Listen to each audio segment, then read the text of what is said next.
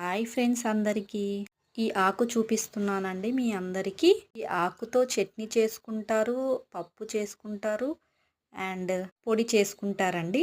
నేను ఈరోజు అయితే చట్నీ చేస్తున్నానండి. సింపుల్ అండి ఈ చట్నీ. ఫస్ట్ ఆఫ్ ఆల్ ఒక కడాయిలో ఆయిల్ వేసి అండ్ జీలకర్ర, ధనియాలు, మినప్పప్పు, శనగపప్పు, ఒట్టి మిరపకాయలు, ఎల్లిపాయలు, చింతపండు వేసి అన్నీ వేయించాలండి బాగా. మిక్సీ జార్లో వేసుకోవాలి. అదే కడాయిలో ఒక టమాటా, ఈ ఆకు వేసి బాగా మగ్గనివ్వాలి. తర్వాత ఈ మిశ్రమాన్ని తీసి మిక్సీ పట్టుకోవాలండి. తర్వాత పోపు పెట్టుకోవాలి. అప్పుడు మనకు చాలా టేస్టీగా బాగుంటుందండి. దీనిలో ఐరన్ ఎక్కువగా ఉంటుంది ఈ ఆకులో. Subscribe my channel family members.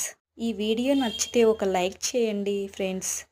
Subscribe చేసుకోండి, కామెంట్ చేయండి. థ్యాంక్ యూ అందరికీ.